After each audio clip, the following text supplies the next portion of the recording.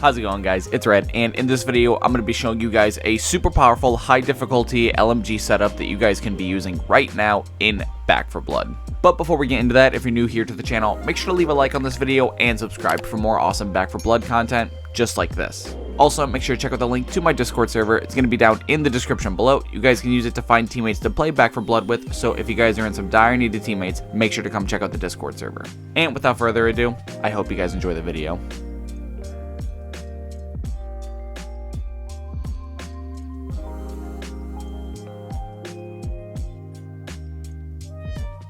Alright, so here we are in the deck building menu in Back 4 Blood. This is going to be the complete deck list, so if you guys are just looking to copy and paste the deck, now is your time to do so. But for the remainder of this video, I'm just going to be talking about why every card's in the deck, what role it plays, and just everything like that. Now, getting into the deck list, the first card that we have that it kind of just has like its own category is Admin Reload. And this card says whenever we stow our weapon, it automatically reloads. Now, this card is the kind of build around for the entire deck, and the reason being because this card says when you put your gun away and you pull out your secondary, your primary is going to automatically reload itself. Now, LMGs take an extremely long time to reload, so my thought process was, at least when you have admin reload and you put your primary away and pull your secondary out, at least you can shoot a pistol rather than sit there and be completely useless while your LMG is just sitting there reloading for like 10-15 seconds. And you can stack this full of weapon swap speed and reload speed cards to make this whole process go faster. So I thought that basing the entire deck off this was better than just having a regular LMG and just reloading regularly. And moving on to the next category of cards that we have in this deck being weak spot damage, and starting it off we have Hyper Focused, which is going to give us plus 50% weak spot damage and minus 40% move speed while we're shooting or melee attacking. Next, we have Reckless Strategy, which is going to give us plus 30% weak spot damage and minus 5% damage resistance as the downside.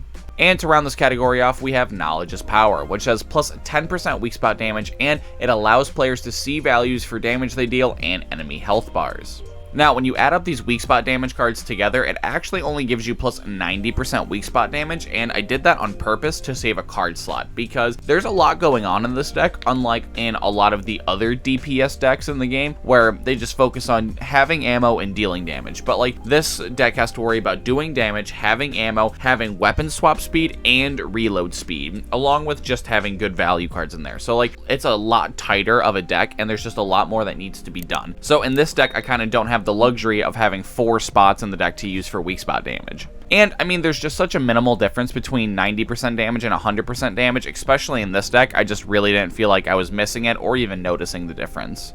But I mean, if you really do feel like you need the 100% weak spot damage, you can obviously just swap out Knowledge is Power for like Ridden Slayer if you don't care about the health bars. I personally just care about the health bars, and I think it's better than an extra 10% weak spot damage.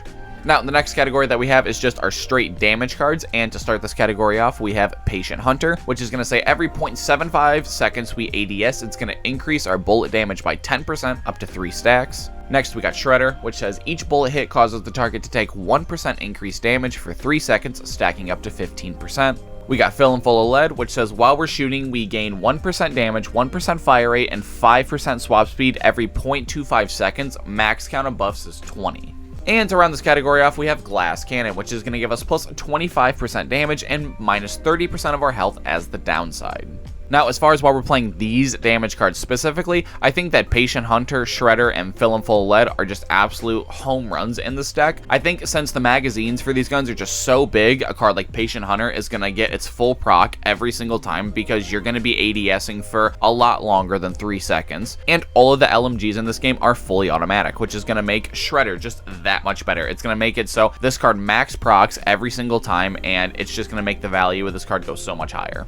Now, Fill 'em Full of Lead is a card that I honestly only like to use in LMG decks specifically because this is a card that gets better the more that you're shooting. And most of the time when you're using something like an AR that only has like 30 bullets in your clip, by the time you're done fully unloading your clip and have to reload, that's when Fill 'em Full of Lead would be like at its best. But like with an LMG deck where we get to have like 80, 120, sometimes even like 200 bullets in a clip, this card is just going to go absolutely crazy. And on top of giving us like just damage and fire rate, this card also gives us swap speed, which helps with like the whole admin reload thing, because the faster swap speed and the faster reload speed you have actually makes the whole process of reloading your gun with admin reload that much quicker. Now, Glass Cannon I think is like the most controversial pick of like the entire deck, just because that the deck is already so tight and there's not really a lot of room to put in cards strictly to just make the downsides of other cards better. If you didn't notice, there's like no Hellfire in this deck, there's like no Canned Goods. Those are cards that are just specifically in decks usually to just like make the downsides of other cards not as bad, but I just don't think you have the deck slots in this deck specifically. So if you think that minus 30% of your health is just too much, you can take this card out for like another damage card. Now, moving on to the next category, which is going to be a combination of reload speed and weapon swap speed, because in this deck, they're one and the same because both of those categories help make the whole admin reload proc faster.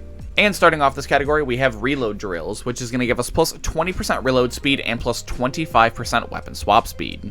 Next, we have Energy Drink, which is going to give us plus 15% stamina, 25% weapon swap speed, 15% move speed while we're firing, and plus 10% slow resistance. Next, we got Cold Brew Coffee, which is going to give us plus 15% reload speed and plus 25% aim speed, weapon swap speed, and use speed. Next, we have Shooting Gloves, which is going to give us plus 25% weapon swap speed and plus 15% recoil control, along with 15% accuracy. And to round this category off, we have Ammo Belt, which is going to give us plus 50% ammo capacity and plus 15% reload speed. But as to why you want to play these reload and weapon swap speed cards specifically, Reload Drills is just a home run in this deck because it gives you reload speed and weapon swap speed. There's really not much more that we could ask for out of a single card in this deck.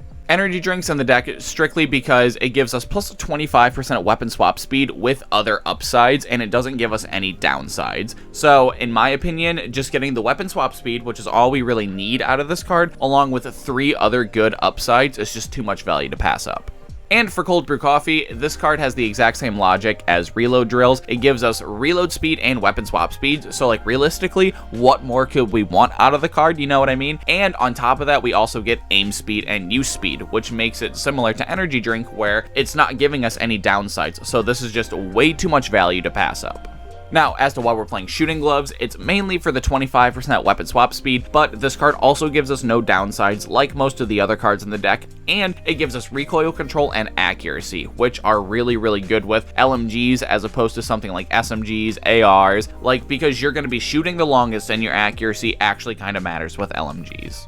And with Ammo Belt, this card gives us extra ammo capacity because LMGs just eat through ammo. Like for the longest time, I was actually just running Ammo Mule in this deck, and I honestly still think that's super valid. And if you were to run Ammo Mule over Ammo Belt, honestly, I wouldn't blame you. And I think some of the time, especially when you're not playing with bots, Ammo Mule is just 10 times better. And I can honestly see a world where like you run both. But the reason that I'm running Ammo Belt right now as opposed to Ammo Mule is because Ammo Mule gives us a downside. I know it's a very small downside, but it gives us a downside, and this card also gives us reload speed, which is just like extra synergy to go with the admin reload thing, so I thought that this was the more synergistic and just better pick for the deck right now. Now, the last 2 cards in this deck are just kind of value cards. They don't really fit into their own category. They were just cards that I really thought that we should be playing in the deck, and I just thought they were too good to pass up. Now, the first one being High Vis Sights, which gives us plus 30% aim speed and 15% move speed while we're ADSing and while we're firing.